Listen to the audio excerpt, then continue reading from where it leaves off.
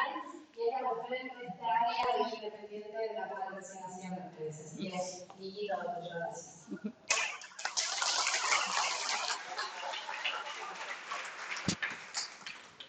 Bueno, ¿cómo están? Yo estoy un poco nerviosa, así que ténganme paciencia. Bueno, como me presentaron recién, mi nombre es Nicole Angelkop, yo soy licenciada en terapia ocupacional y para los que no saben, porque suele pasar, la terapia ocupacional es la profesión o la disciplina que trabaja justamente con la independencia de las personas en las distintas actividades significativas. Bueno, como dijeron recién, yo formo parte del programa de Vida Independiente, pero no estoy sola, estoy también con Vicky, que es la trabajadora social del equipo, estoy con Nati Koch, que es acompañante terapéutica, y estoy con Lau, que también es acompañante terapéutica, y entre todas estamos como empezando a formar, o sea, a continuar estas actividades que se estaban haciendo aisladas desde hace mucho, pero a darles forma dentro de un programa nuevo. Así que quería agradecerles a todos ustedes que vinieron hoy a escucharnos y a conocernos y a todo el equipo de la dirección que, bueno, me está permitiendo como hablar y contar un poquito qué es lo que queremos hacer. Bueno, la charla de hoy se llama Vidas con sentido hacia un proyecto de vida independiente en personas con discapacidad. Y el objetivo es un poco que, porque suena muy lindo, programa de vida independiente, pero que podamos todos como juntar una única forma de entender qué es la vida independiente. O por ahí contarles qué es lo que pensamos nosotros cuando hablamos de vida independiente desde la dirección. Entonces, como para que todos estemos orientados, armé un pequeño temario que nos cuenta es como una agenda de qué vamos a hablar en esta reunión. Primero, quería que repasemos un poquito a qué nosotros desde la dirección y desde el modelo social llamamos discapacidad. Después, qué consideramos nosotros y qué impronta ponemos en el programa para hablar de calidad de vida, qué son los apoyos, dar algunas estrategias desde mi disciplina sobre cómo elegir los mejores apoyos y cómo nosotros pensamos que las oportunidades son una pata muy importante de lo que es el programa de vida independiente. Uy, ahí estamos. Bueno, nosotros, desde hace mucho tiempo, en 1978, se hizo un congreso. Voy a hablar fácil porque también parte de la accesibilidad es que todos podamos entender. Así que por ahí no es una conversación con mucho lenguaje técnico, pero sí me puedo asegurar que la vamos a entender todas las personas que estamos acá. Hace muchos años, en 1978, un grupo de países se juntó en un congreso que se llamó la Conferencia de Alma-Ata y decidió que lo que nosotros considerábamos hasta ese momento que era salud, que era que no estemos enfermos, la ausencia de enfermedad, era un poco, y que en realidad la salud tenía que ver con mucho más, tenía que ver con la posibilidad de tener vidas plenas, de tener calidad de vida, de poder hacer y acceder a todas esas cosas que nos hacen bien. Y entonces la ausencia o la presencia de enfermedad o patología o diagnóstico pasa a estar en un segundo plano y en realidad lo principal es lo que sería la posibilidad que todos tenemos de hacer esas actividades que son importantes para nosotros, que no son las mismas para todos y que no son las mismas a lo largo de la vida. No es lo mismo para un chico, lo que es importante, que para un adulto, no es lo mismo para una mujer que para un hombre que para una persona no binaria. O sea, no es lo mismo, va variando entre persona a persona y de acuerdo al ciclo de vida. Esa discusión sobre qué es salud, sobre qué es discapacidad, siguió un montón de años más hasta que en el 2001 se crea lo que es la Convención sobre los Derechos de las Personas con Discapacidad. Y ese es el documento que nosotros como país lo ratificamos con una ley. Es el documento que nos guía a nosotros desde el programa. De hecho, si nos mandan mail a Vida Independiente, nosotros se los podemos hacer llegar. Cuenta con 50 artículos y habla sobre todos los derechos que tienen las personas con discapacidad en nuestro país. Aquí, en realidad, es un documento que está sacado por las Naciones Unidas, así que en muchos países. Y lo que nos gusta decir nosotros desde la dirección es que en realidad es un documento de derechos humanos. O sea, le pusieron derechos de la discapacidad, de personas con discapacidad, porque hacía falta corroborarlos, pero en realidad no varían mucho de los derechos que tenemos todas las personas por el hecho de ser personas. ¿Y cómo define a las personas con discapacidad la convención? Dice que las personas con discapacidad incluyen a todas aquellas personas que tengan deficiencias físicas, mentales, intelectuales o sensoriales a largo plazo que, al interactuar con diversas barreras, pueden impedir su participación plena y efectiva en la sociedad en igualdad de condiciones con los demás. Suena a un montón, pero básicamente lo que está diciendo es que la discapacidad no es que está en la persona, no es que nosotros, y por eso nosotros ya no hablamos más de discapacitado, minusválido, esa terminología que queda vieja, sino que la discapacidad es una situación, ¿sí? Que la discapacidad surge, Juan me va a matar porque no me para de mover, la discapacidad surge de esta falta de encastre o de cómo no combinan la persona con estas particularidades que tiene con el entorno, ¿sí? Llamamos entorno a todo el entorno, al entorno físico como este edificio, al entorno social como todas las personas que estamos acá, o un grupo de trabajo, o la persona que nos tiene que elegir para darnos un puesto, o una maestra que tiene que dar una clase para todos los alumnos y alumnas, ¿sí? Y también al entorno de los servicios, a poder tomarnos un colectivo, a poder mandar un mensaje de texto, todo eso es el entorno, todo eso es el entorno, y hay ciertas particularidades en la persona que puede hacer que surjan barreras en esa conexión entre la persona y el entorno. Y ahí es donde surge la discapacidad. Entonces ya no decimos que la discapacidad está en la persona, sino que la discapacidad está en esa interacción. Pero no fue siempre así. Nosotros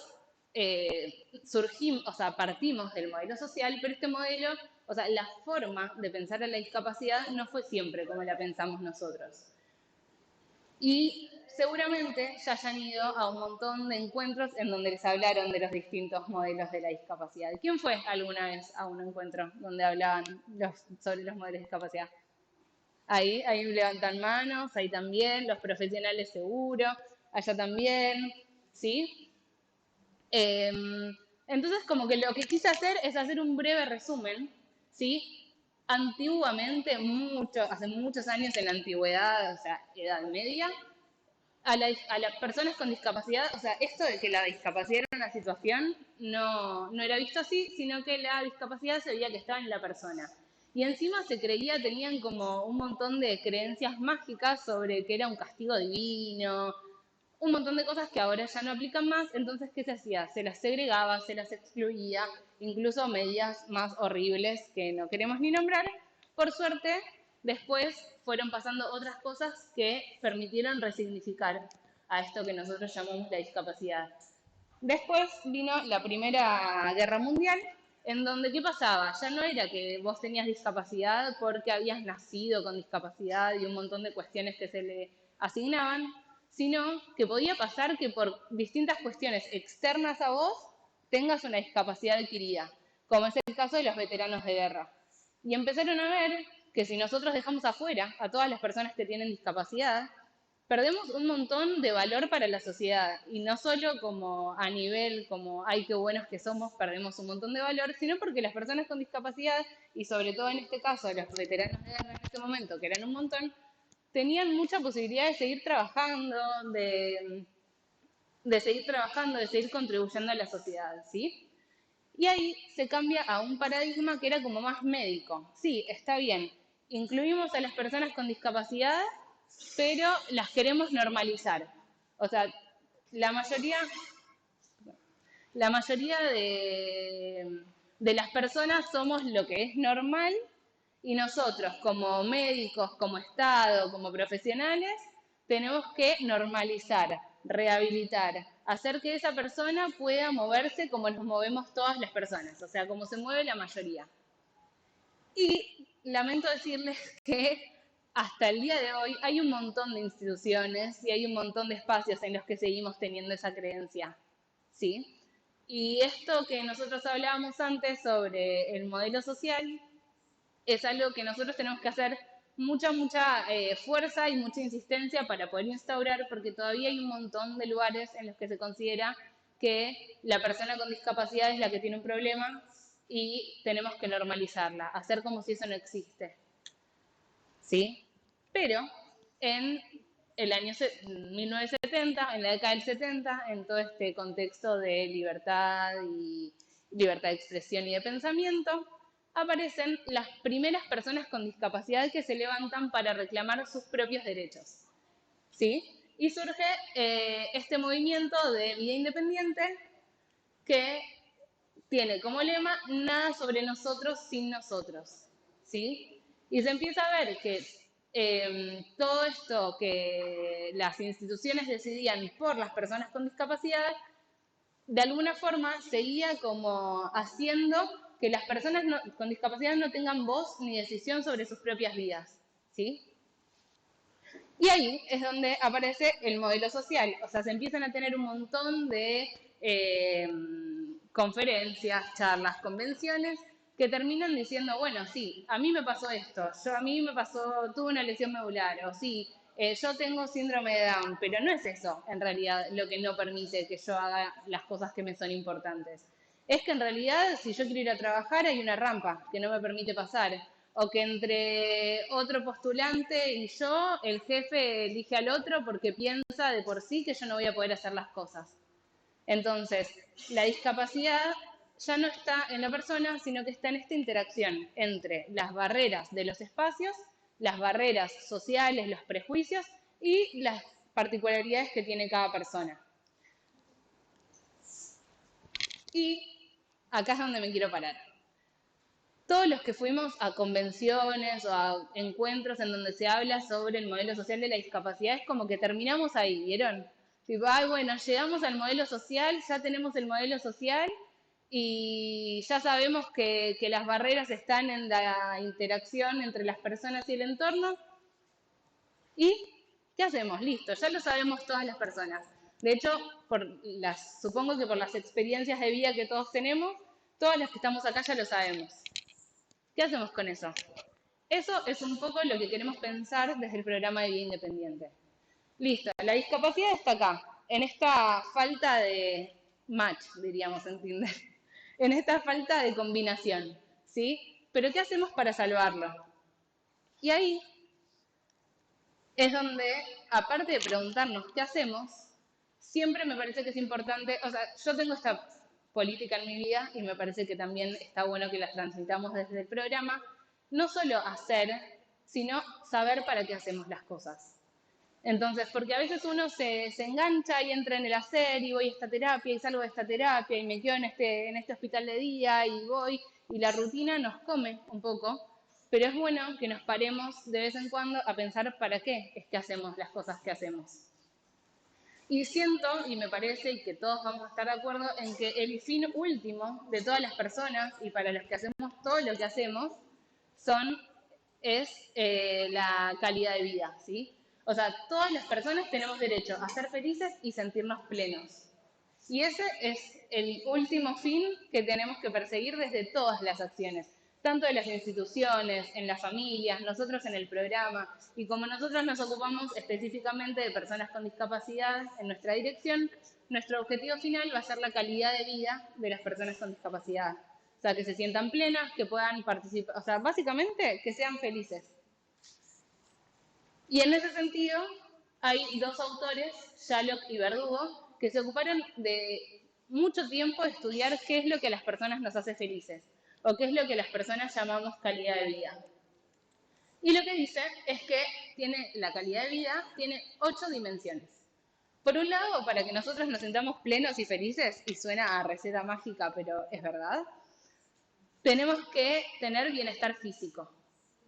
Que no quiere decir, volvemos a lo de antes, no quiere decir que no tengamos ninguna enfermedad o no haya ninguna patología o no haya ningún diagnóstico, sino que nos sintamos bien con nuestro físico, en el sentido de, si yo tengo una patología, si yo tengo una enfermedad, pero tengo los síntomas controlados y no me siento mal, no me siento mal. ¿Se entiende? Tengo bienestar físico. Por otro lado, bienestar emocional, que ese creo que lo entendemos todos y que es a lo que nos hacemos referencia en general cuando hablamos de si estamos bien o si estamos mal, de cómo nos sentimos, cómo son nuestras emociones, cómo es nuestro autoconcepto. Después bienestar material, que en ese caso últimamente, pero que tiene que ver con el acceso a los recursos, ¿sí? Con poder tener una casa, una comida, esas cosas que necesitamos necesitamos como necesidades básicas para poder estar sanos y salvos. Después tiene que ver con las relaciones interpersonales, que son los vínculos que establecemos con otras personas. Nadie puede vivir solo. Después tiene que ver con la inclusión social, que no me alcanza solamente con establecer vínculos con otras personas, sino que tengo que sentirme parte de mi comunidad. Y no me refiero únicamente como a la comunidad vista como al partido de Vicente López, sino a mi comunidad, a mi barrio, a mi club, a mi escuela, a esas cosas que pasan afuera de mi casa. Por otro lado, tenemos que sentir que nuestros derechos se están cumpliendo. O sea, para ser felices y estar plenos tenemos que sentir que no hay, que no hay derechos que se nos estén pasando por arriba. ¿Sí? Y, por otro lado, la séptima dimensión sería desarrollo personal, que es, bueno, yo ya me siento bien, estoy bien emocionalmente, tengo todo lo que necesito para vivir en cuanto a las necesidades básicas. Todos mis derechos en ese sentido se están cumpliendo. Parte de lo que todos los seres humanos perseguimos es esa sensación de que tenemos un propósito, de que no estamos viviendo esta vida porque sí, día tras otro, sino que hay algo que nos motiva, que nos impulsa a que elijamos por qué hacer o no hacer ciertas cosas. ¿Qué cosas te motivan, por ejemplo? ¿Qué cosas te motivan? Por acá, ¿alguien me puede decir qué cosas lo motivan? Jugar al pádel, ¿qué más? Tener amigos, perfecto. Bueno, hay un montón de cosas que nos motivan a que todos los días nos levantemos y hagamos las cosas que hacemos. Y por último, la octava dimensión, que es en la que nosotros nos vamos a centrar, es la autodeterminación. ¿Y qué es la autodeterminación? La autodeterminación es el derecho a vivir de forma independiente, ¿sí? Y ser incluido en la comunidad. Y vivir de forma independiente no necesariamente tiene que ser, y ahí vamos a la siguiente, vivir solo. Como yo decía antes, vivir solo, nadie vive solo. Yo no vivo sola, mi familia no vive sola, los jóvenes adultos que van al decido no viven solos, nadie de nosotros hace nada solo. ¿Por qué tenemos que poner la presión en la persona con discapacidad de que tiene que resolver su vida solo o sola? Mira, mi hermana, esa que ven ahí, esta chiquitita, es mi sobrina. Y está acá porque mi hermana tenía que ir a trabajar. Mi hermana no tiene ninguna discapacidad, pero necesitó de mi familia para que se la cuide el día de hoy. ¿Sí? Nadie puede resolver su vida solo. Entonces, a lo que apuntamos desde el programa de vida independiente es una interdependencia. Muy bien, me gusta. Esa es la próxima parte. Ya llegamos. A generar interdependencia, autonomía en las decisiones, por saber cuáles son nuestros derechos y hacerlos cumplir, y equidad, o sea, que todas las personas seamos iguales ante los derechos, ¿sí? Que no necesariamente tiene que ver con que nos traten de forma igual.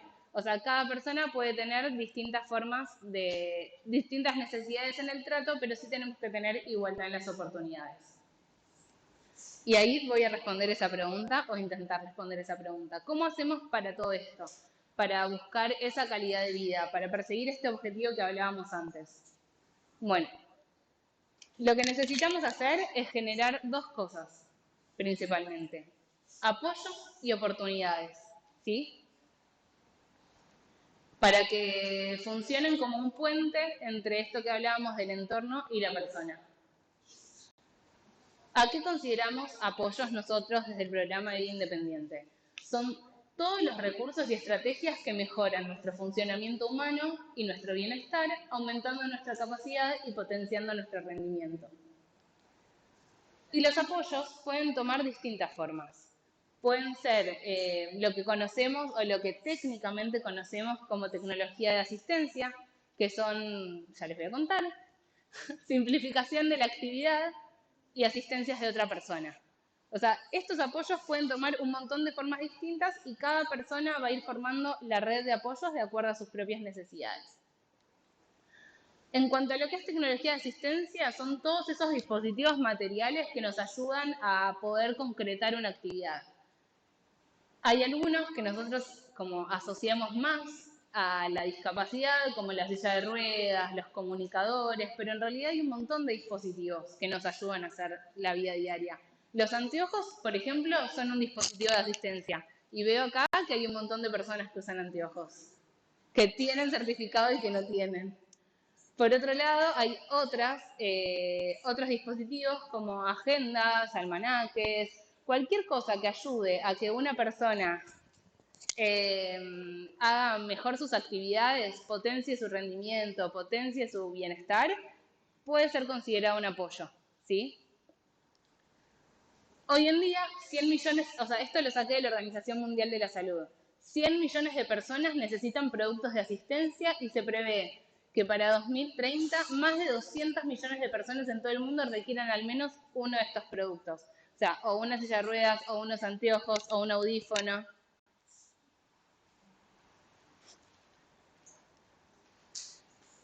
Lo que dice la convención es que, en cuanto a lo que tiene que ver con los dispositivos de asistencia, lo mejor sería que todos los servicios y todos los espacios y todos los entornos que nosotros vayamos a crear de ahora en más estén hechos bajo los criterios de diseño universal. Es decir, que nosotros podamos pensar los espacios, los servicios y las actividades para que todas las personas puedan acceder.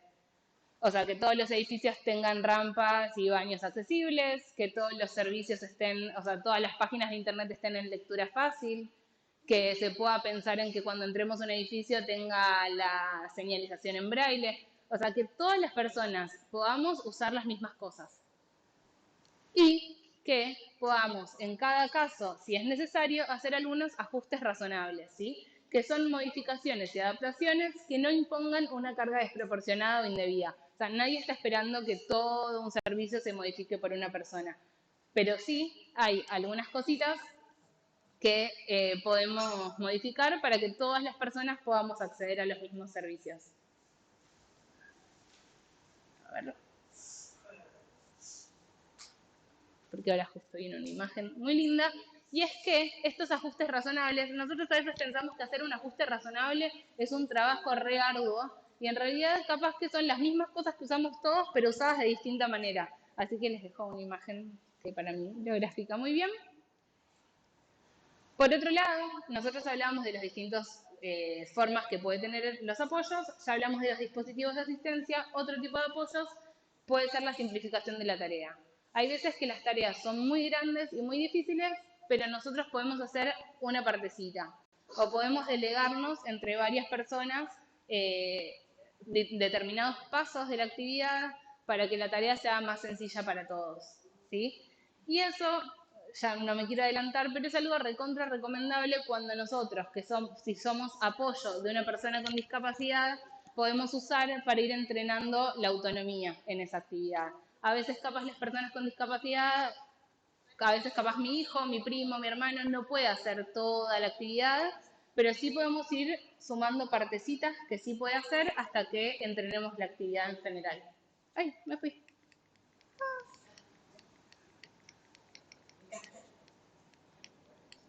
Les estoy spoileando.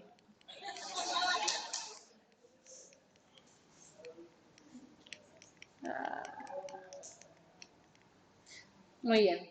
Y otro tipo de apoyo, que es el que quizás estamos más habituados, es la asistencia de otra persona. ¿Sí? Básicamente, no sé cómo venimos de tiempo, pero este videito lo que dice es que nosotros sabemos que la asistencia de otra persona es siempre un gran apoyo, pero que nosotros como la persona que asiste podemos regular cuánto intervenimos en ese apoyo para ir generando mayor independencia y mayor autonomía. Que el asistir a otra persona también tiene grados que van desde lo más simple, que es preguntar, hasta lo más complejo, o por ahí la mayor cantidad de apoyo, que es guiar, ¿sí? No sé si... A ver, ¿no? Ahí, ahí, el volumen.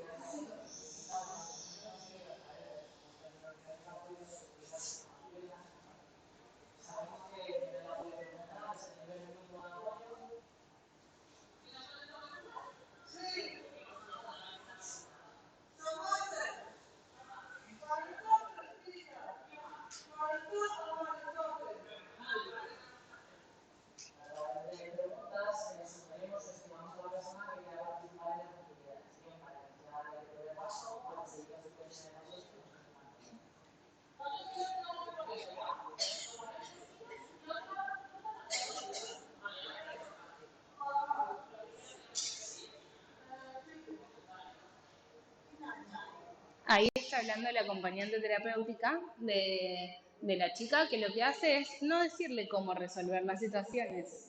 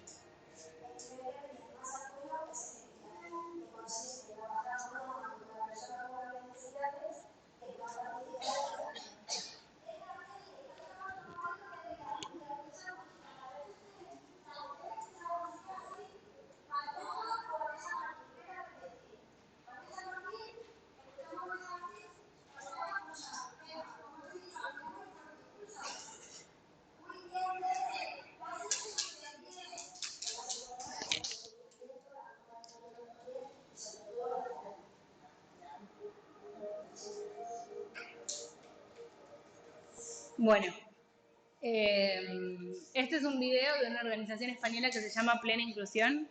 Tienen recursos muy buenos, así que y tienen una página que la recomiendo. Pero un poco lo que dice esto es que nosotros a veces tomamos el apoyo de otra persona como si fuese un único apoyo y en realidad hay muchas formas de asistir. Y que la idea va a depender, o sea, todo va a depender de las necesidades que tenga la persona, pero que mientras más arriba estemos de los niveles, o sea, mientras más cerca estemos de preguntar o de explicar, más colaboramos para que la persona tenga autonomía en resolver los problemas o las situaciones de acuerdo a a sus propios intereses, a sus propios valores y a sus recursos. Y otra cosa que quería mencionar era que en este caso del video, la mayor parte de los participantes que vimos tienen lo que podemos asumir como discapacidad intelectual o mental. Pero el caso es distinto cuando hablamos de una discapacidad motriz en donde hay un único nivel de apoyo y tiene que ver con preguntar, ¿sí? Cualquier tipo de asistencia que vayamos a dar, si hablamos de personas con discapacidad motriz, tiene que ser preguntar, che, ¿necesitas que te levante esto? ¿Necesitas que te ayude a cruzar la calle? A mí me pasa, yo trabajaba mucho tiempo con motor y por ahí ya te ven con una silla de ruedas en la calle y ya van y te agarran. Y en realidad, nada, todo tiene que ser en cualquiera de los niveles de apoyo con consentimiento de la persona. Y a veces la persona es reindependiente, tiene sus formas, tiene su ritmo y va solo. Y algo que me parecía como importante resaltar es que si bien nosotros hablamos desde la Dirección de Discapacidad y Políticas Inclusivas, todas las personas necesitamos apoyos. Yo me olvido de las cosas un montón y necesito tener una agenda, porque si no tengo esa agenda, se me pasan las cosas. Mi desempeño no es tan bueno. Y necesito ponerme 5 alarmas para despertarme porque si no, no logro llegar puntual a mi lugar de trabajo. Todas las personas, en mayor o menor medida o con mayor o menor frecuencia, necesitamos apoyos, ¿sí? El punto es que a veces son tan pocos que no los percibimos y a veces son tantos que pensamos que generan una barrera, pero simplemente son apoyos. Ahí viene otra pregunta, veo ahí a las mamás de Lu y Lu que me pedían estrategias. ¿Cómo hacemos para elegir a los mejores apoyos para la persona a la que acompañamos, ¿sí? Primero que nada, tenemos que tener en cuenta de que todos los apoyos tienen que ser personalizados. Y eso significa que, hablando mal y pronto, los tiene que decidir la persona, ¿sí? Todas las personas compartimos un conjunto de necesidades básicas, pero todas al mismo tiempo somos distintas, únicas e irrepetibles y tenemos nuestra identidad propia, como dijimos antes, y nuestro propósito. Y a la vez nuestro estilo de vida, nuestros horarios, nuestras formas, las cosas que nos gustan, las cosas que no. Entonces, los apoyos que elijamos para las personas, o las que esas personas elijan, justamente, tienen que ser decididas de forma individual y por la persona, ¿sí? Un apoyo no es bueno por el simple hecho de que lo pensemos para alguien, aunque pensemos que conocemos profundamente a esa persona. Los apoyos son positivos, sí, son deseados y decididos por la persona, si se construyen ofreciendo todas las posibilidades. O sea, yo puedo ir y presentarte, vos tenés esta posibilidad de apoyo, esta posibilidad de apoyo, esta posibilidad de apoyo, ¿cuál a vos te parece que es el que mejor te resulta? Sin quedarnos con información. Y si contribuye a que la persona pueda decidir aprender lo que le gusta, vivir donde desea, ocupar su tiempo en lo que le hace feliz y relacionarse con otras personas. O sea, volvemos al principio. Yo no pongo apoyos porque sí. Ponemos apoyos con un para qué. ¿Sí? Para que los apoyos sean personalizados, es necesario que se escuche e indague para entender lo que cada persona desea de su vida, se empatice con las experiencias vividas, se contribuya a que esté en una situación de control sobre lo que sucede en su vida y bueno, esto que hablábamos, se personalicen los apoyos que necesitan, incluso para tomar decisiones. ¿Y qué? ¿Y qué? ¿Cuáles son qué? ¿Cuáles son los apoyos? Depende de la persona. Por ejemplo, para mí, usar una agenda es un apoyo. Y no hay problema, te lo explico. Para mí, usar una agenda es un apoyo. Para otra persona, usar el calendario del celular le puede servir. A mí no me sirve. Soy un queso con el celular, lo tengo siempre sin batería. Cada persona necesita apoyos distintos para las distintas ocupaciones. Uy. Ay. Bueno. Y se generen espacios donde se potencien las fortalezas y los talentos. Y eso es un poco lo que vamos a ver a continuación, que es que los apoyos que son personalizados para cada persona, o sea, no es lo mismo. En el caso, este es un chico que yo veo en el consultorio que quería tener un emprendimiento de frutos secos y realmente solo necesitaba la asistencia para embolsar. Entonces generamos un dispositivo de asistencia para que pueda hacerlo solo. y como tiene una dificultad en el movimiento del brazo, él ahora ya puede embolsar solo y hacer las cosas en total autonomía, o sea, embolsar cuando quiere, desembolsar cuando quiere, etc. Este es el caso de un atleta que es ciego y que necesita, o sea, él tiene la intención de hacer los 100 metros, o no sé cuántos son porque yo de deporte tengo poco, pero que necesita de otra persona para correr. Pero que bueno, es esto que hablábamos de hasta dónde el apoyo. La persona que lo acompaña, la persona que lo acompaña deja de, deja de correr en el momento en el que la persona, que el atleta deja de correr. No importa, me pasan de ahí. Muy bien. Y estos son algunos cortos que hicieron los jóvenes que participan del taller de teatro de la Asociación de Fomento, en donde hablan desde su propia perspectiva qué significa esto de que los apoyos sean personalizados y la autodeterminación.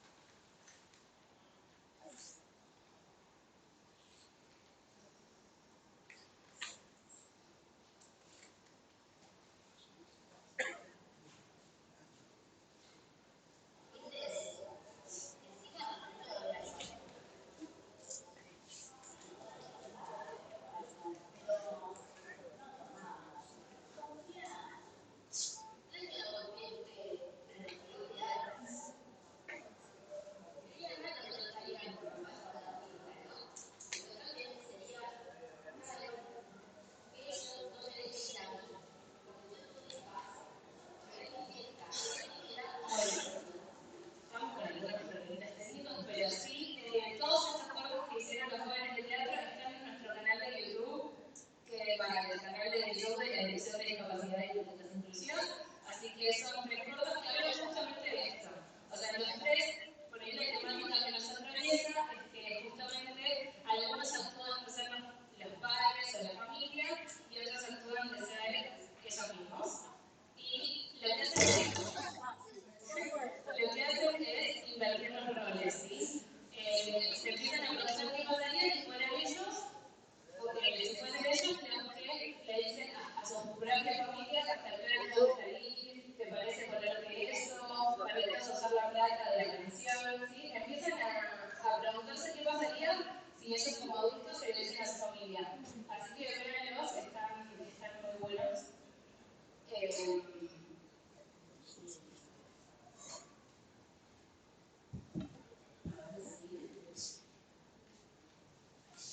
Muy bien. Básicamente, igual, nosotros lo que queremos hacer desde el programa de Independiente, lo que se viene haciendo con los compañeros de teatro desde la sociedad de momento y todas esas cuestiones tienen que ver con revertir esta tendencia histórica de la que hablábamos al principio, de esta cultura asistencial, de que nosotros somos, nosotros las personas que ocupamos estos puestos, estos cargos, estos roles de la familia, somos los que sabemos qué es lo mejor para la persona. Y en realidad nadie sabe lo que es mejor para la persona que la propia persona. O por lo menos que nosotros tomemos como el rol de facilitar este razonamiento, de facilitar la posibilidad de hacernos estas preguntas. ¿Qué quiero? ¿Para qué lo quiero? ¿Cómo prefiero hacerlo? ¿Cuál es mi objetivo? ¿Qué me motiva? Entonces, buscar avanzar hacia sistemas de apoyo más personalizados. ¿Alguien que tomó café acá hoy cuando llegó? ¿No? ¿Quién tomó café? Muy bien. ¿Quién le puso azúcar?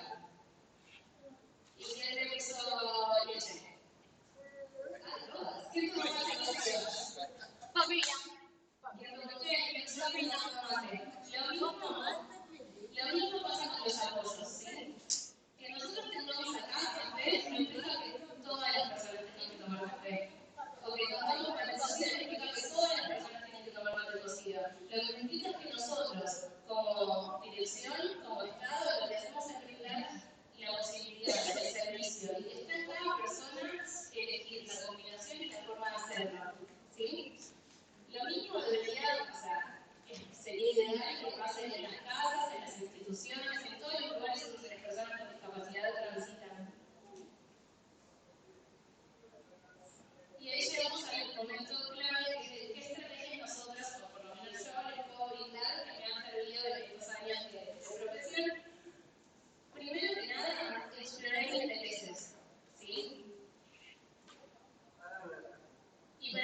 intereses necesito tener un canal de comunicación. Necesito que la persona me pueda decir libremente qué es lo que le interesa, cuáles son sus objetivos, qué es lo que le motiva. Y acá es donde entran los apoyos. Puede necesitar apoyo como más de baja, de lo que sería baja tecnología, como el comunicador de negociación, con pictogramas específicos. Puede necesitar apoyo como, por ejemplo, más tecnológicos. Ahora hay esta aplicación que se llama Aurelo, es gratuita, que la pueden descargar en Android y en iOS en todos los celulares. Y lo que hace es generar pictogramas personalizados, tableros, ¿sí? Y por otro lado, darles la posibilidad de elegir, presentar opciones, ¿sí? Aunque sea, siempre me hizo ponerle la remera roja o la remera azul y que la persona tenga esa posibilidad de hacer del control sobre la vida, ¿sí? ¿Qué apoyo preferís? ¿Preferís la aplicación en el celular o preferís los pictogramas en un cuadernillo? Bueno, cada persona va a preferir cosas distintas. Por otro lado, lo que sería la selección de objetivos. Una vez que ya podemos explorar los intereses de las personas, podemos seleccionar qué cosas para ellas son importantes y cuáles son los objetivos. O sea, ¿en qué voy a buscar un apoyo? ¿Para qué? ¿Para hacer un deporte? ¿Para que pueda vivir solo? ¿Para que pueda elegir mi ropa todos los días? ¿Para que pueda conseguir un trabajo? ¿Porque quiero hacer determinado curso? Para conseguir un trabajo, por ejemplo, exacto. Y ahí va específicamente lo que son la selección de los apoyos, que a veces van a ser algo chiquito como la modificación de esta ajuste razonable que hablábamos antes, la modificación del elemento de trabajo o la inclusión de un dispositivo de asistencia. A veces van a tener que ver con la comunicación y con la posibilidad de elegir en el día a día, y a veces van a tener que ver porque realmente se necesita de la asistencia de otra persona. Pero bueno, como hablábamos antes, no es lo mismo la asistencia que no hace todo, o una sobreasistencia, que la asistencia que me deja decidir. Y, porque soy Leo y no puedo evitarlo, cada uno de los apoyos siempre tienen que ser pensados en todas las áreas de ocupación de la vida, ¿sí? En las actividades de la vida diaria, que son las actividades de autocuidado, cómo puedo hacer si mi objetivo es cepillarme los dientes solo para cepillarme los dientes, para vestirme, cómo puedo hacer con las actividades instrumentales, que son estas como manejar si quiero ir en transporte solo, o si quiero manejar dinero, o quiero tener mi propio celular, quiero tener mi documento conmigo, ¿sí? Manejar mi medicación, elegir las actividades de tiempo libre y de ocio, que son una parte muy importante de la vida, y las de participación social. Si quiero hacer salidas, con quién quiero salir, si quiero que venga gente de casa, todas esas son áreas, bueno, y la académica y la de trabajo, ¿sí? Todas esas son áreas donde le podemos poner objetivos. Y suena un montón, porque esto resume básicamente lo que es toda nuestra vida, pero empezar por algo ya es empezar. Empezar por elegir la ropa ya es empezar. Empezar por tener una billetera conmigo con un poco de plata es empezar. Y bueno, pasito a pasito. Y por otro lado, lo que seguiría, seleccionar cuáles son los apoyos, era porque en general se hace más difícil, y se nos hace más difícil a todas las personas, que es el hacernos adultos, ¿sí? Como todo, como cuando uno dice yo por ahora voy a hacer 3 veces por semana ejercicio y después no sucede. Lo mismo es pasa con los apoyos. Generamos, elegimos un comunicador que puede ser el mejor de los apoyos y después la verdad que no es una fiaca llevarlo conmigo en la mochila, no lo tengo, no lo llevo. O de repente todos los días yo me voy a ocupar de poner la mesa porque quiero trabajar en la independencia de la casa, pero después la comida me come, no tengo tiempo y la derecha la termina comiendo mi hermana. Bueno, hacerlo saber es una parte muy importante para que el apoyo pueda sostenerse en el tiempo. Y por último, tener la oportunidad de usarlos en la comunidad. O sea, el apoyo no es apoyo si solamente lo uso en casa. El apoyo es apoyo cuando me permite ser independiente con otras personas, compartir en la comunidad. Que personas, por ejemplo, las personas que van juntos al trabajo, o al colegio, o al taller, o tu familia, o si vas a un club, o el colectivero, todas las personas. Y por último, seguir paso que ya está como del otro lado, que tiene que ver de todas las personas, independientemente si tenemos o no tenemos discapacidad, que es crear comunidades inclusivas. Es entender que hay que tener un poquito de paciencia, es ser inclusivos, o poder brindar un apoyo si veo que alguien lo necesita en la calle, o no está cenando en la rampa en las esquinas, ¿sí? Y por último, esto que hablábamos antes,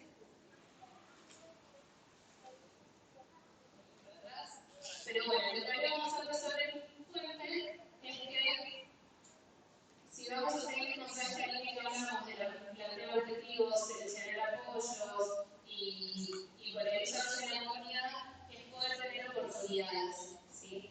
De usarlos en la comunidad. Tanto por parte de la comunidad como parte de nuestra comunidad más cercana. Tener oportunidades para participar, y por otro lado, que nuestras familias o que las personas que están con nosotros o que las instituciones se animen a dejarnos probar. ¿Sí? Ahora estamos con unas cuestiones técnicas, pero si por ejemplo nosotros, que ahora nos iba a contar mejor, hacemos un taller de lunes y el martes que se llama Decidir Activo, que tiene como objetivo, ya le voy a contar más, pero sí favorecer esta vida independiente. Y esta es una foto de una actividad que hicieron, que se realizaron todos los últimos viernes del mes, en donde los participantes del club, lo que nosotros llamamos el grupo, que es la sociedad económica, salen solos y prueban. El otro día acá Ignacio se le trabó la tarjeta del evento y lo pudo solucionar. Y vamos practicando, pero tener la oportunidad de probar, ¿sí? O sea, nunca vamos a ver si los apoyos que tenemos son los correctos si no los probamos en la vida real.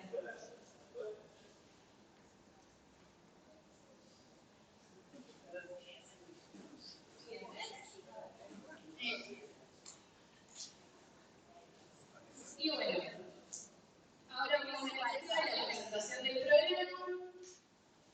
El programa de Independiente se maneja en tres ejes. Esto que hablábamos del taller de cine lectivo, que ahora nos va a contar un poco Anarcos, el abordaje en el domicilio y las capacitaciones gratuitas en la comunidad, que debería ser lo que estamos haciendo todos juntos hoy. Les dejo con Nancy Koch, que es acompañante terapéutica, en breve psicóloga y la que organiza la comunidad de cine.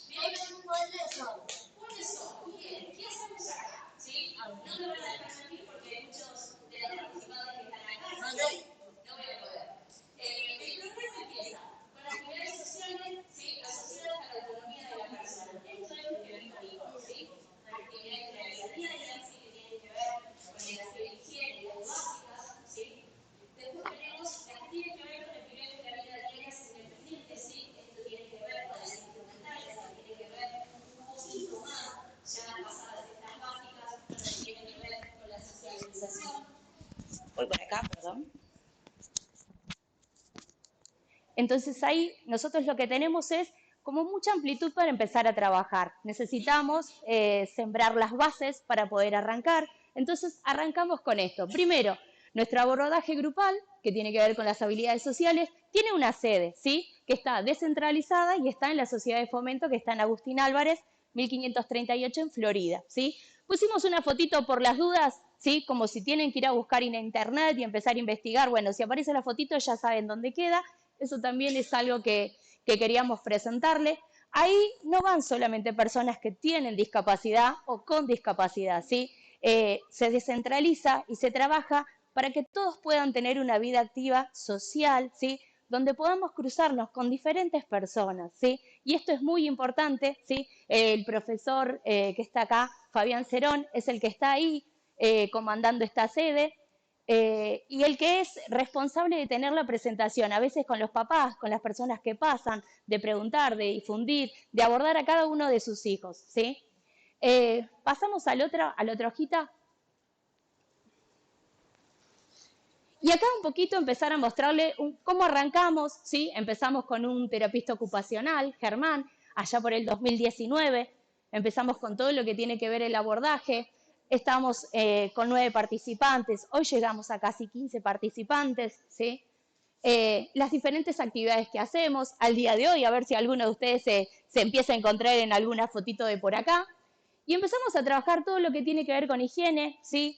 Y empezamos a ver esto de empezar a preguntar, ¿sí? Empezar a encontrar los deseos, las necesidades de cada uno, qué quiere, qué le gusta, algo personalizado, algo que tiene que ver con cada uno de ellos, que es con cada uno de los sujetos que participa, ¿sí? Un sujeto que puede decidir, un sujeto que puede estar activo a través de su pregunta, de su deseo, de su planteo, ¿sí? Entonces empezar a escuchar a cada uno de ellos, ¿sí? Empezamos a hacer cosas didácticas, ¿sí? Empezamos a trabajar con el tema del dinero, empezamos a ver lo individual de cada uno, ¿bien?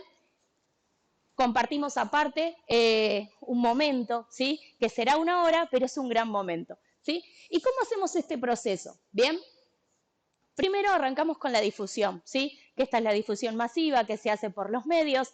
Después el boca a boca, ¿sí? Estas capacitaciones que también sirven como para que uno pueda empezar a escuchar y empezar a preguntarse de qué se trata. Después la solicitud de los posibles participantes. Estos llegan a la DDPI por medio de personas que solicitan por WhatsApp, llegan por teléfono, personalmente, ¿sí? Y empiezan a preguntar e investigar, ¿sí? Y ahí los abordan los terapistas ocupacionales, los abordan las TS, ¿sí? Que empiezan a preguntar, a abordar, a investigar qué es lo que se necesita, y empezamos ya desde el principio a investigar para dónde podemos solicitar esos apoyos que necesitan, ¿bien? Y la tercera son las entrevistas que realizamos juntos con la UTO, que realizamos con psicóloga, ¿sí? Que eso fue este fue el último año, ¿sí? Con acompañante terapéutico. Yo soy acompañante terapéutico en ejercicio, ¿sí? En función. También soy CODA, hijo de padres hipoacúsicos, y esto ahora voy a contarles por qué. Manejo la lengua de señas y tenemos esta herramienta acá que nos da la posibilidad de poder abarcar mucho más las necesidades de apoyos que tengan cada uno. Siempre consultando, siempre preguntando si esto es necesario o no. ¿Bien? Hacemos las entrevistas, hacemos una entrevista individual, porque lo primero que rescatamos es al sujeto, qué quiere, qué necesidades tiene, qué inquietudes tiene, qué preguntas tienen, ¿sí? Qué piensan, qué vienen a buscar, qué quieren, ¿sí? Y a partir de eso empezamos a trabajarlo. Hacemos también una entrevista con la familia para escuchar la otra pata, ¿sí? ¿Qué quiere la familia? ¿Qué piensa la familia? ¿Por qué cree que estaría bueno participar de este taller? Entonces empezamos a armar nuestra batería, ¿bien? Después está el armado de los grupos, ¿sí? Que tenemos, como dijo Nicole, un día lunes y un día martes, ¿sí? No lo hacemos a ojo, sino que hacemos todo un trabajo previo.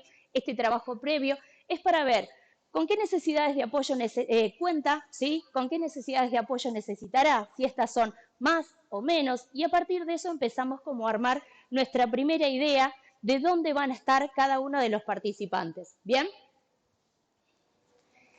La quinta es una reunión general que hacemos. El equipo está integrado por un TO, por un acompañante terapéutico y por una psicomotricista en este sentido, ¿sí? Es nueva esta incorporación, ¿sí? Nos estamos armando. Y la idea es tener como, fíjense, un grupo que está bastante que si bien tenemos que ver todos con salud, estamos todos en diferentes etapas, ¿sí? O momentos de las necesidades de apoyo de la persona. Para tener una vista más, una vista más global de la situación. Tenemos un encuadre que lo pactamos, ahí tenemos la primera reunión de familias que hicimos este año. Tenemos un encuadre en el cual pactamos qué días, qué horarios van a estar esos participantes, de qué temas vamos a abordar, ¿sí? Que Nicole estuvo ya comentando, que esto puede ser higiene, aseo, ¿sí? Puede ser calendario, autonomía para ese calendario, si se puede o no, porque todos nosotros necesitamos tener una vida organizada y anticipada, entonces trabajamos a raíz de esto, y que nos da un puntapié para un montón de otras cosas que después abordamos, que tiene que ver con la educación, con la salud, con lo social, ¿sí? Con el trabajo, con las necesidades de cada uno. ¿Bien? Tenemos indicadores de asistencia como punto de partida grupal, y esto es la encuesta individual que se le hace a partir de un TO, ¿sí? A cada uno de los participantes, ¿sí? Después tenemos el FIM, que también es otro programa que se utiliza. Después tenemos la encuesta que le hacemos a las familias, ¿sí? Este año lo hicimos de forma digital, como para que cada uno tuviera esos 10 minutos para sentarse, pensar y responder. Y con toda esta información nosotros tenemos el puntapié para arrancar y ver qué cosas necesitamos y tenemos que empezar a trabajar. ¿Bien? Después están los temas que están programados según el programa, ¿sí? Valga la redundancia. Y en esto lo que nosotros venimos a hacer es, tenemos un tema, ¿sí? Pero lo usamos de disparador. Es la base porque en realidad en el grupo, en la hora que estamos de trabajo, salen muchísimas otras cosas que tienen que ver con la rutina, con la vida diaria de cada uno, que exploramos lo que le pasa a cada uno en ese momento que llega, ¿sí? Y que empiece a tener un lugar donde pueda ser escuchado, abordado, poder comparar con otros compañeros, qué hizo tal compañero en tal situación. Hoy Nicole contaba la situación de, ¿qué compañero? Los que asisten al taller. Hoy Nicole contaba que uno de los chicos se le había tragado la tarjeta, entonces, bueno, ¿qué hizo? ¿Cómo lo hubiese hecho yo? ¿De qué manera lo hubiese hecho yo? ¿Pateo el cajero? No. ¿Qué hago? ¿Llamo? ¿Hago una denuncia? Bueno, estrategias, cosas que tienen que ver con la vida independiente de cada uno y cómo lo solucionamos, cómo llegamos a cabo. Bueno, esa es la idea, empezar a darle preguntas y que ellos también puedan adquirir esas preguntas y vean cómo hacen ante determinadas situaciones. ¿Bien? Y después tenemos salidas prácticas, que esas salidas tienen que ver con el tema que tomamos, con lo que abordamos, con lo que trabajamos y después cómo lo implementamos. ¿Qué quiere decir? Nosotros, por ejemplo, abordamos el tema del dinero, ¿sí? Miramos en qué situación estamos, qué apoyos necesitamos para ese manejo del dinero, cómo está el grupo para ese manejo del dinero. Una vez que tenemos esa conciencia, vemos qué deseos tenemos de utilizar ese medio que es el dinero para hacer, por ejemplo, una merienda. Bien, ¿qué necesitamos para esa merienda? ¿Qué salida vamos a hacer? ¿Cuándo la vamos a hacer? O sea, aplicamos calendario para poder anticipar esta situación. Una vez que realizamos la salida, ya tenemos todos los medios avisados para que tengamos el dinero para hacerlo. En el caso que no lo tengamos, ¿qué hacemos? En el caso que no nos alcance, ¿qué podemos hacer? ¿Sí? Entonces, empezar con el grupo a trabajar todo esto. La salida puede ser a comprar al kiosco de ahí a la vuelta, puede ser salir e ir 2 cuadras más y recorrer el barrio. Y una vez que se llega, después terminar con ese cierre de una merienda todos juntos con lo que deseamos comprarnos, ¿sí? No lo que papá y mamá nos dijeron, sino lo que nosotros deseamos en ese momento para poder comprarnos. Unas papas fritas, gigante así o chiquita así, ¿sí? Pequeñas cosas que tienen que ver con el deseo de cada uno, ¿bien? Después, el abordaje a familias, que esto también empezamos el año pasado con otra modalidad y este año ya empezamos a darle otra vuelta diferente, ¿sí? El equipo está integrado por docente de educación especial, ¿sí? Que es Ana. Ana también lo que hace es mandarnos el material para poder pasar después en un Power, para poder tener ese apoyo visual que se necesita muchas veces, aparte de uno estar hablando, aparte de uno mostrarle situaciones, aparte de darle otro apoyo, por ejemplo, que puedan ser algunos paquetes de galletitas o algunos productos que tengamos para poder jugar con el dinero, también necesitamos apoyo visual. Entonces empezamos también a complementarlo con esto, ella nos pasa esto, también estoy yo en ese abordaje, ¿sí? El encuadre es cada 15 días, tenemos una reunión con los papás los lunes, con los papás los martes, es de 1 hora, se hace de forma virtual, ¿bien? Y ahí lo que se hace es poder brindar estrategias. Esta es una de las fotos que hicimos la primera reunión. ¿Qué hacemos? Abordamos los mismos temas que tocamos en el grupo del Decido y Activo, ¿sí? Pero no hablamos de los participantes, ¿sí? No hablamos de los hijos, ¿sí? No hablamos del familiar, sino que hablamos del tema y cómo ese tema, esa familia lo aborda, ¿sí? Entonces buscamos entre todos ser la pata de la mesa para equilibrar, ¿sí? Uno es el sujeto, otro es la familia, otro es el contexto y otro es la sociedad. Entonces, con todo esto, nosotros trabajamos para tener un abordaje que se puede llegar a que la familia pueda seguir o darle continuidad a lo que nosotros venimos haciendo cada día con sus hijos. ¿Bien? Bien, por aquí. Gracias, chicos, gracias por la atención.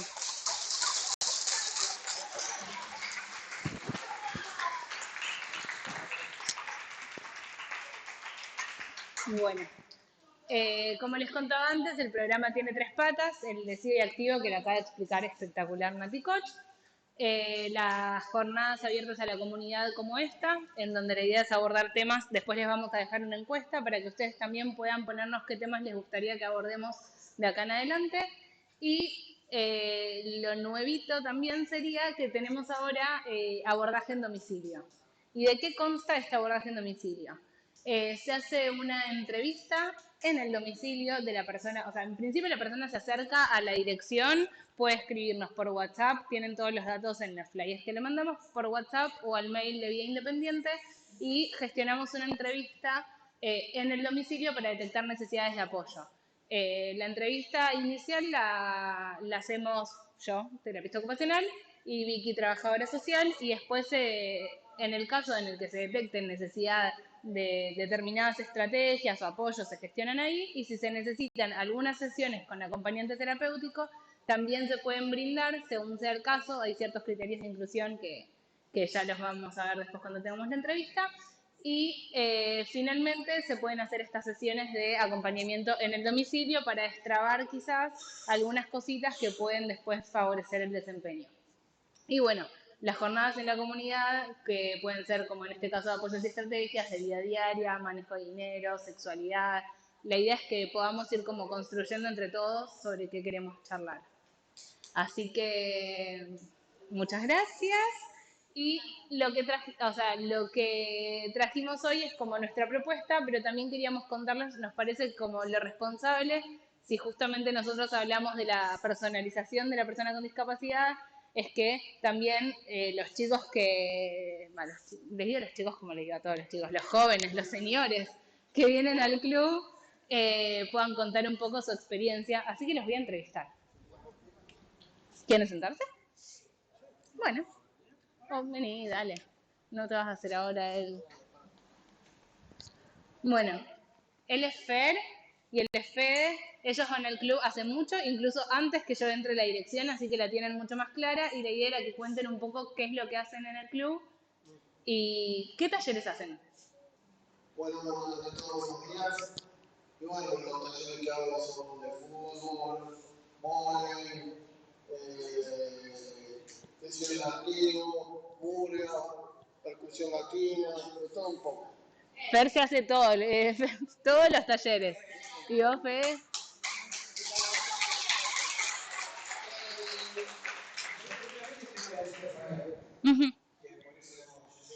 Muy bien. Fabi es el coordinador de la parte de inclusión recreativa. Y bueno, primeramente yo tengo la luna, tengo percusión, los martes tengo teatro, y la mañana le tengo bachata, y ahora tenemos folclore y salsa.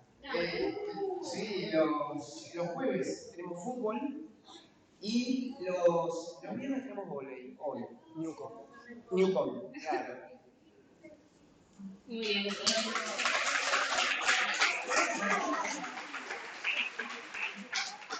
¿Cómo era su vida antes de ir al club y cómo es ahora? O sea, ¿notan algún cambio?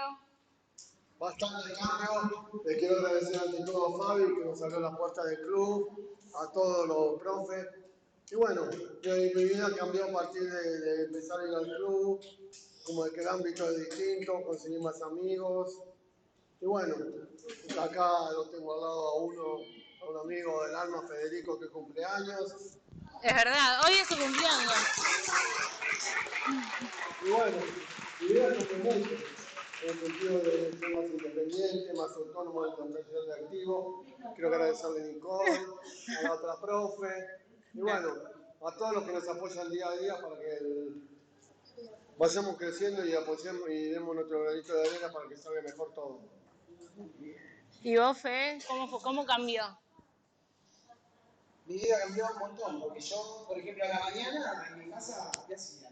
Tomaba el desayuno, limpiaba mi cuarto, sacaba la escuela a pasear, nada más. Y por suerte vino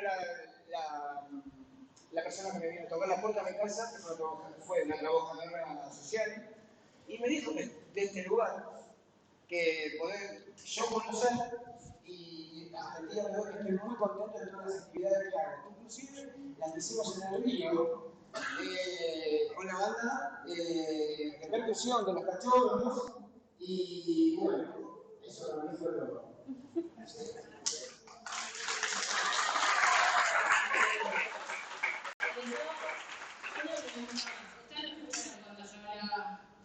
Más o menos. Yo sé Muy bien. Y hablamos de esto de la motivación, de cuando uno se levanta y tiene ganas de hacer algo, y les pasa algo así con el club. Mucho, porque nos vemos las horas de salir de nuestras casas, hacer nuestras actividades para ir al club, y bueno, hacer una vida distinta. Como por ejemplo también los viernes cuando nos juntamos con los chicos del grupo de amigos es el último viernes de cada mes. Yo por ejemplo, yo lo tengo una pizarra en mi cuarto que dice, a la mañana, por ejemplo, los días, los horarios, lo que tengo que hacer en el día, que es justamente para ir al club. Y eso yo estoy ese día de hoy, estoy muy contento y estoy esperando un momento para ir hoy y contar con mis amigos. Y yo sé que hoy, como es mi cumpleaños, lo voy a festejar con ellos. Y Esa. muy contento. Pero participo.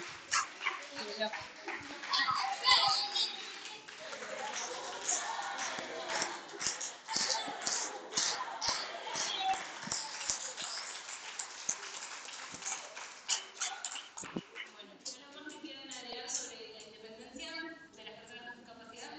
No, nada más que yo, gracias a mi mamá y a todos, a los 12 años me enseñaron a viajar. Perfecto, y eso te permitió hacer un montón de cosas. Sí, eso me abrió las puertas a un montón de cosas. Yo por suerte me manejo solo y lo que tengo en mi cabeza es nada más el club y todo el equipo, lo más grande que he conocido y cada día estoy muy contento con ellos.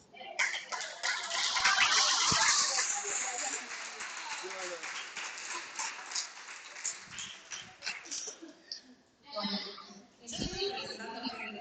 Lo siento, me está alegrando.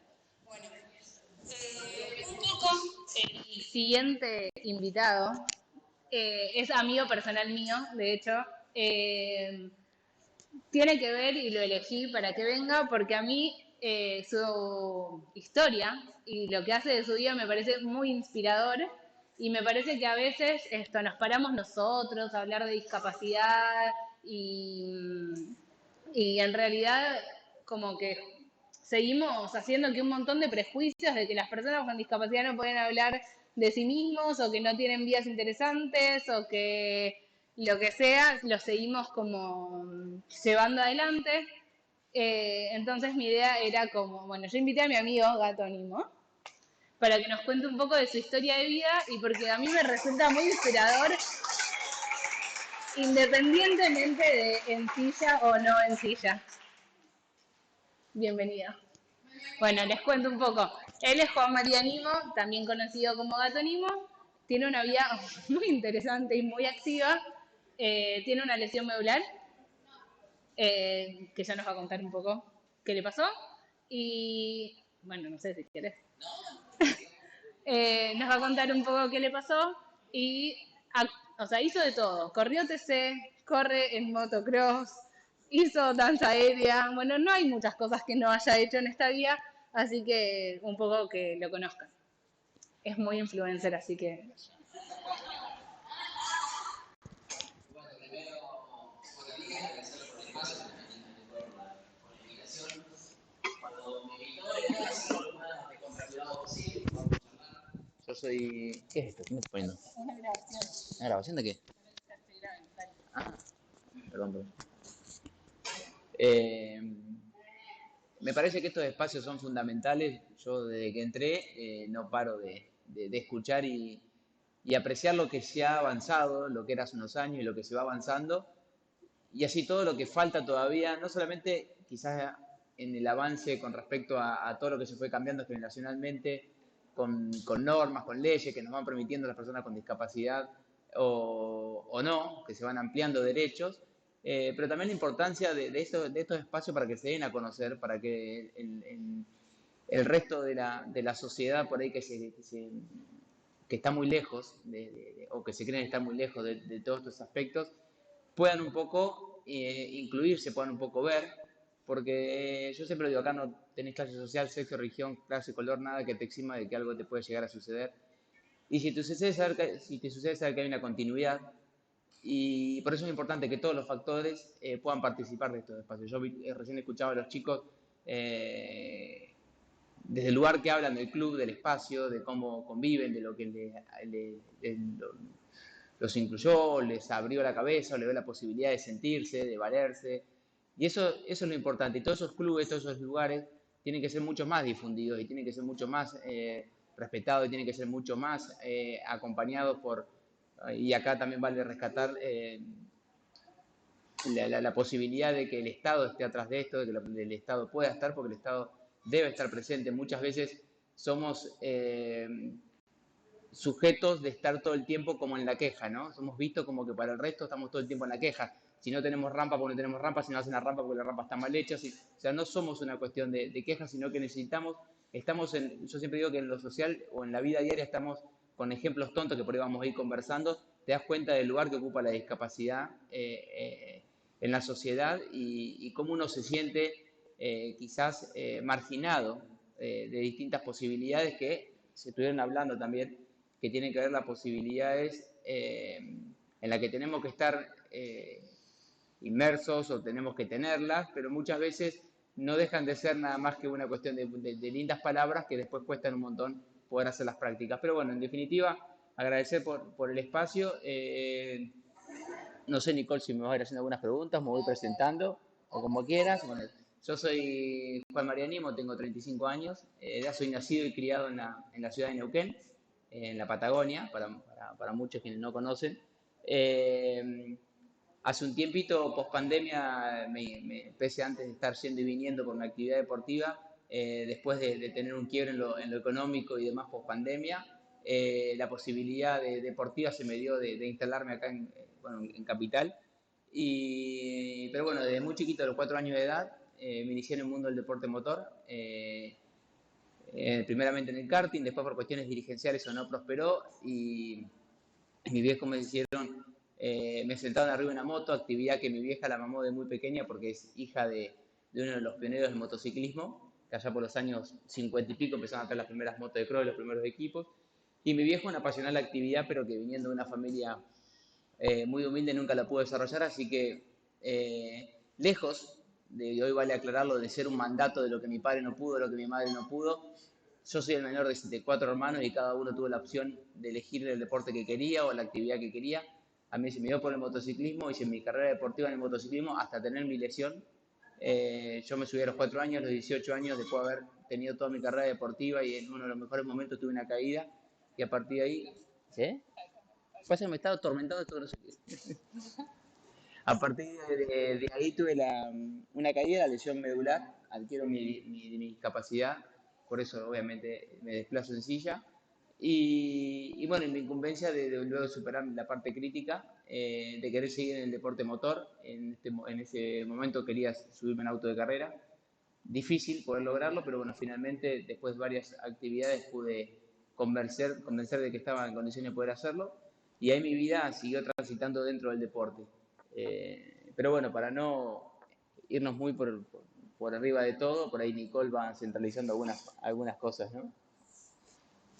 Yo creo que cuentes de la experiencia de Neuquén, Buenos Aires, Ercilla. Ok. Porque aparte de ser deportista, hablar un poco rápido y yo voy a traducir.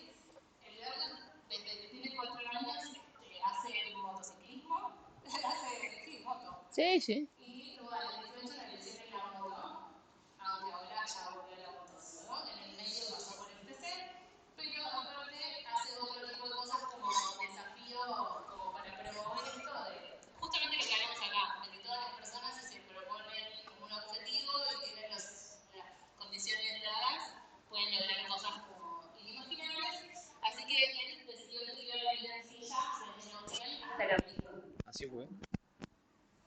Desafío 2013, por estas cuestiones de que no podía llegar al automovilismo, empecé a armar cuanto deporte quise a mi discapacidad para mostrar que estaba en condiciones de poder hacerlo, y así fue, haciendo alusión a lo que tiene que ver una carrera muy importante, que es el Dakar. Hice mi propio Dakar, que le llamé mi Dakar económico, que fue salir de Neuquén, mi ciudad natal, al Obelisco, una silla de ruedas tipo maratón, haciendo etapas todos los días. No es que no es que dije cuando me subo a la silla y cuando llego, no. Fue pautada en un desafío de alto rendimiento, haciendo etapas todos los días de 100 kilómetros, de 80, la etapa menor fue de 60 y pico kilómetros, para mostrar que estaba en condiciones de poder hacerlo en la parte física, para poder que estamos en condiciones de quizás de poner esta paridad entre la discapacidad y lo convencional, que quizás un atleta convencional entrena durante muchísimo tiempo para hacer una etapa de 100 kilómetros, y esos 100 kilómetros nosotros lo teníamos en lo diario. Así que así fue que armé el desafío 2013 de unir Neuquén con el Obelisco, 1201 kilómetros, una silla de rueda de tipo maratón, tracción manual a la rueda. Lo pudimos finalmente completar.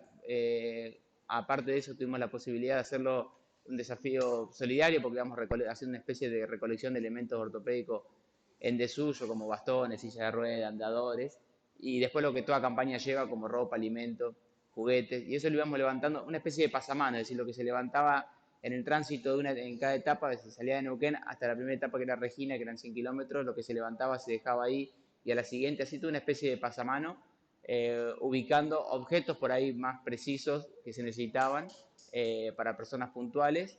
Así que bueno, finalmente el 21 de septiembre del 2013 pudimos completar el objetivo, tuvimos que partir 2 etapas por una cuestión de diagrama de ruta que nos pedía la parte de Vialidad Nacional para poder hacer más lento un tramo, porque justo agarrábamos el lapso de la entrada a Capital del Día de la Primavera, los estudiantes. Entonces nos pidieron esa etapa hacerla en 2, por eso se nos demoró 2 días más, pero finalmente lo pudimos completar. Ese fue uno de los desafíos que he hecho a nivel deportivo para poder llevar adelante, digamos, un grupo que creamos con respecto a discapacidad y poder plasmarlo y llevarlo adelante.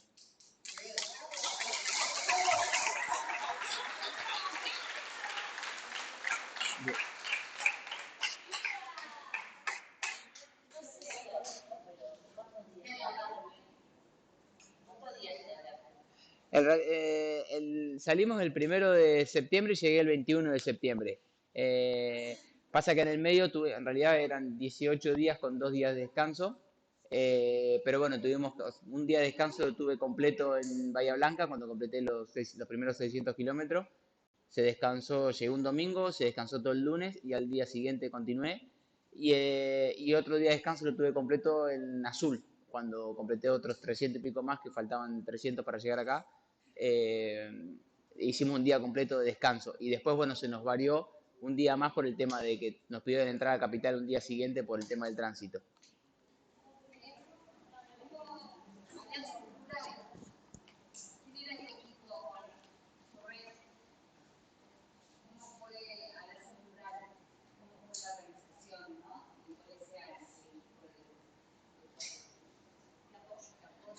Sí, no sé si me escuchan así, lo hacemos sin micrófono o con micrófono.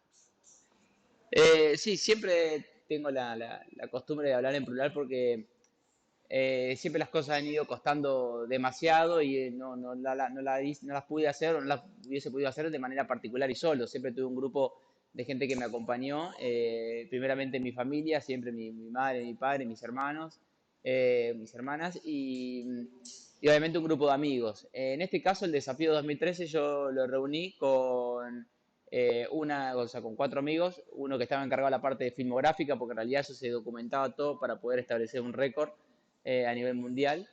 Y después tuve la posibilidad del preparador físico mío de siempre, que también me acompañó. Un amigo más que estaba manejando el vehículo de seguridad, porque era una logística, había que manejar un vehículo de seguridad porque veníamos todo en tránsito en ruta. Y otro amigo más que venía encargado de la parte logística, que también manejaba una casilla rodante que me acompañaba. Ese es el grupo que conformamos el desafío, obviamente que después tuvimos mi familia y otros amigos además se anexaron en diferentes etapas porque la verdad fue una de las experiencias más lindas que tuvimos porque fue armar y crear absolutamente todo, incluso la silla maratón mía fue creada por una cuestión de costos por nosotros, una casilla también la armamos nosotros para poder hacer el viaje, los trailers donde se iban juntando los elementos ortopédicos y todo también. Entonces fue como, hablo en plural, no solamente con el desafío, sino con cada una de las cosas, porque siempre hay un grupo de gente que me acompaña para cada uno de los desafíos que hemos ido haciendo, porque siempre lo que tiene que ver, por ahí no son cosas que están tan vistas, entonces de golpe, no sé, ponerme a hacer acrobacias con una silla, no hay sillas que sean para acrobacias, entonces hay que crearla. Y entrenar lleva su tiempo y armar la silla lleva su tiempo también, entonces siempre es un grupo de trabajo que durante años sostengo lo mismo al margen de mi familia y después para cosas puntuales, en este caso como para el desafío, yo quería que esté mi preparador físico de siempre, que además de ser la parte física, tiene un tipo que tiene un entrenamiento muy importante en el alto rendimiento para la parte mental y demás.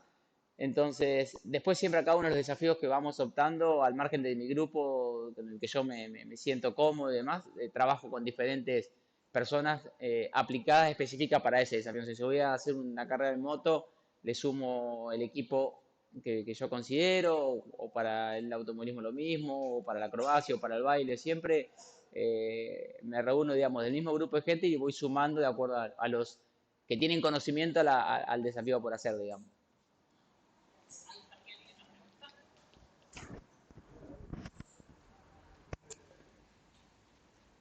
Hoy hablábamos de todos los apoyos. ¿Cuáles son tus apoyos en la vida?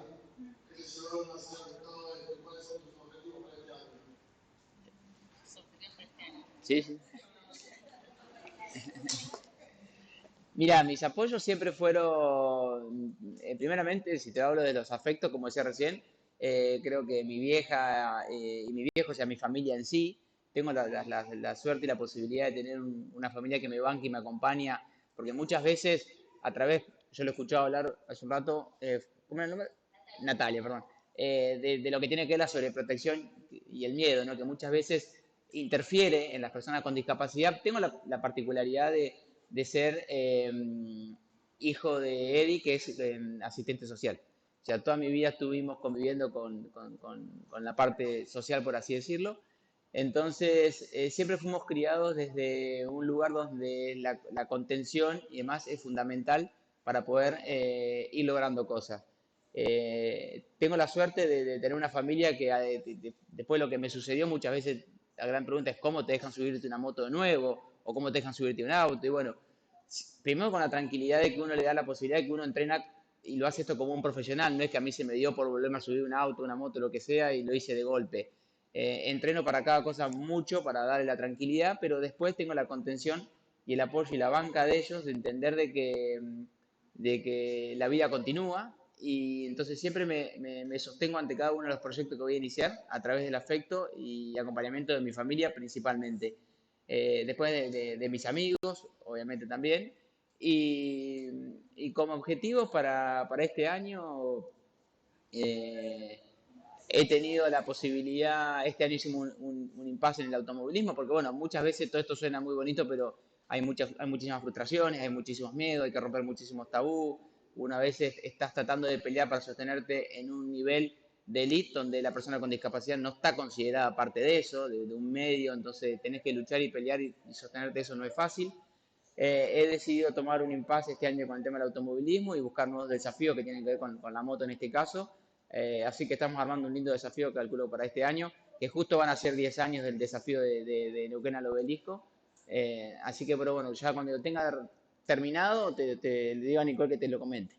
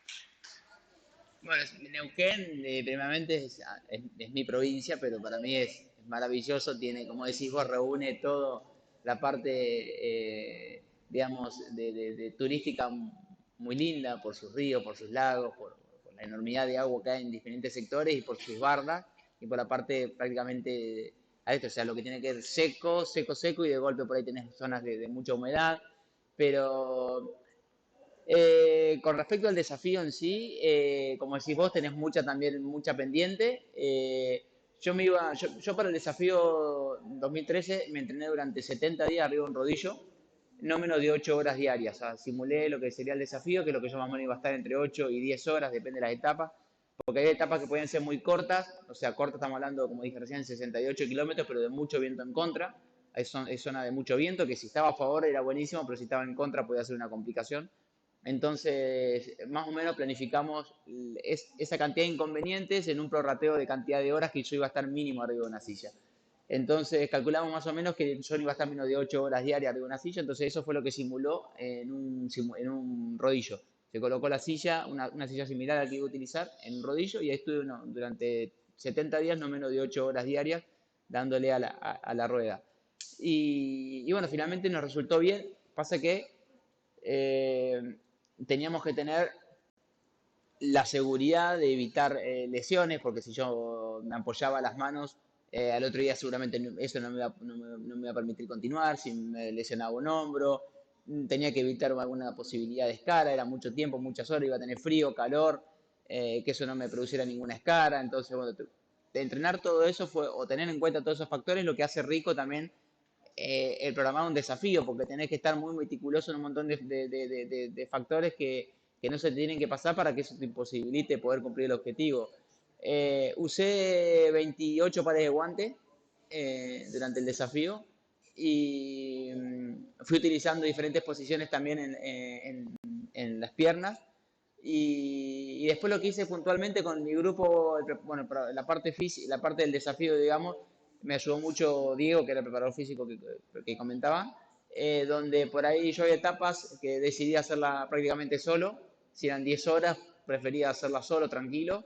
Por ahí si eran zonas muy desérticas, se ponía a la par el auto sobre la zona de la banquina y me ponían música. Auriculares particulares no llevaba por una cuestión de molestia por el casco y demás todo. En momentos usé un sistema de comunicación entre lo llevaba colocado yo y los chicos que venían atrás. Pero la verdad, nada, era entrar en un mundo donde prefería por ahí estar solo, por ahí por momentos se ponía a la par, bajaba una bici de la casilla y se ponía alguno a la par un ratito, otro se ponía un par de roller. Cambiaba mucho porque siempre modificaba, si habían pendientes o no, modificaba mucho la velocidad. A veces iba a 4 kilómetros por hora, 5 kilómetros por hora y podía agarrar una bajada que llegaba a los 60.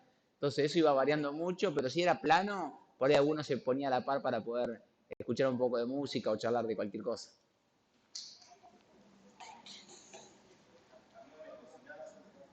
¿Eh? Oh, sí, fue la cantidad de anécdotas que hay. Ah, con respecto al material, sí, el material hay muchísimo. En un momento pensamos hacer una película, pero bueno, primero se presentó todo eso para registrar eso. Tenemos un tema con vialidad, porque no fue muy sencillo. Vialidad, hay un tema entre vialidad nacional y gendarmería que pertenece a rutas, y bueno, tuvimos mucho acompañamiento policial posta tras posta que se iban pasando para acompañarnos, pero bueno, hay tramos que no pueden ser muy oficializados porque después ya autovía, cuando entras a capital, no pertenece al gobierno de la ciudad ni nadie, sino que pertenecía la parte de tránsito a seguridad presidencial. Entonces hay muchos papeles que se nos complicaron en autorizaciones de que por ahí ellos no me pueden autorizar el ingreso a capital, sino me autorizan el ingreso por provincia, y provincia en su momento el jefe de seguridad no estaba de acuerdo con lo que estábamos haciendo. Entonces, mucha burocracia que nos complicó mucho el tramiterío para que eso esté certificado y Guinness pueda certificar eso. Eh, entonces todo el material filmográfico primero se guardó para eso, y ahora ya hace tiempo se está trabajando para poder sacar como una película, porque han sucedido cosas realmente muy, muy locas, como decís vos, de camioneros.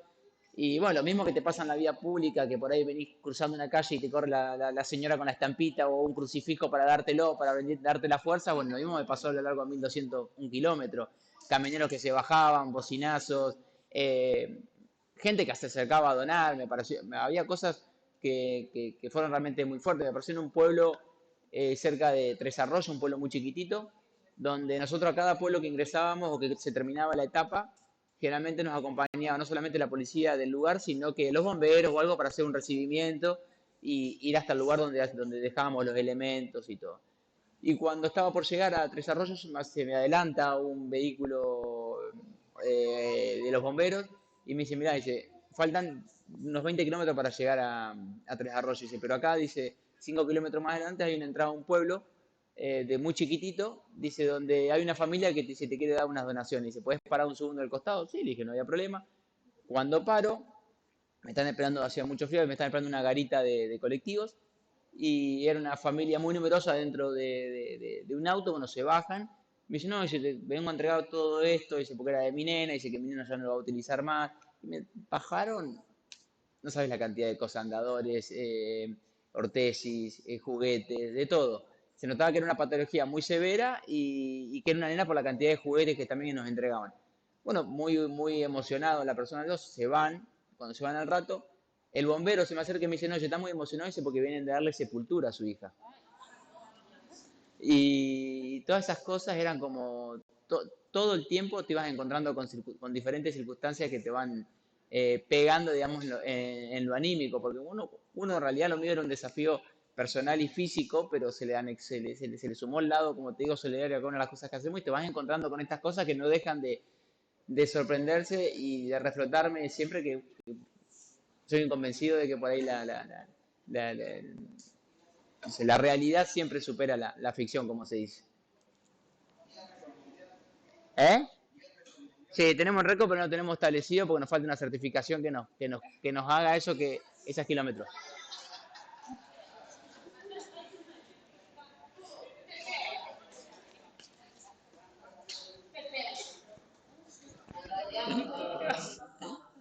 Sí, terrible. Y ahora me llamo Santiago, tengo 24 años y quería preguntarle, no había, no había miedo a aparecer en la calle de diablo y vivieron un consejo. Un consejo. No, está bien.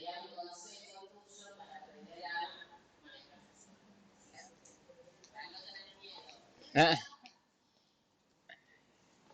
bueno, a ver, miedo particularmente, viste, el miedo se dice que es irracional verdaderamente, ¿no? Uno le puede tener miedo a una cosa, y muchas veces me preguntan, hay cosas que a uno lo atemorizan y te dicen, ¿no te da miedo subirte en una moto de nuevo o a un auto o lo que sea? Y la verdad que no. es como mi hábitat, me siento cómodo, siento que me pertenece y te puedan miedo a otras cosas. Yo verdaderamente, con respecto a un consejo, creo que ni más ni menos que es vivir. Creo que básicamente no te puedes privar de eso que es lo más maravilloso que hay, que es vivir, que tenga la posibilidad de transitar y valerte. Creo que cuanto más te atrevas a vencer ese miedo, más satisfacción vas a encontrar y por más ganas vas a tener, o sea, por más ganas vas a tener y por más cosas. Creo que siempre tener un objetivo y un fin, por más tonto que parezca, si a uno es significativo, importante, pequeños pasos es lo que nos da la posibilidad después de ir siguiendo más sueños. Creo que la posibilidad de tener latente un sueño todo el tiempo, de poder perseguirlo, de poder conseguirlo, es lo que te mantiene vivo. Y no solamente por tener una discapacidad, sino como cualquier persona en lo diario. Creo que la posibilidad de tener un objetivo claro, si yo hoy quiero salir y tomarme un café en la esquina y me da miedo cruzar la calle, bueno, vencer eso es lo mejor que puedes hacer y lo mejor que te puede pasar. Porque a partir de ahí vas a ir consiguiendo y logrando siempre seguramente más cosas. Bueno, te pueden seguir en las redes. Ah, bueno, sí.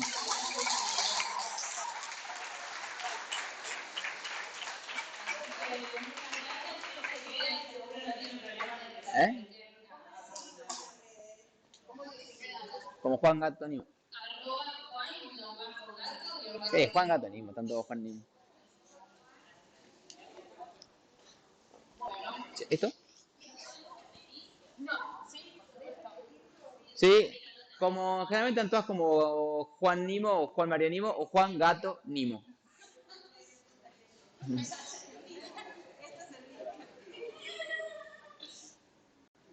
Juan Gato Nimo. N-I-M-O.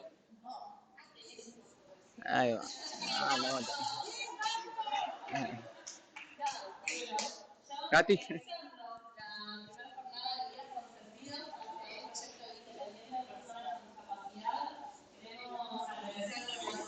No. Sí.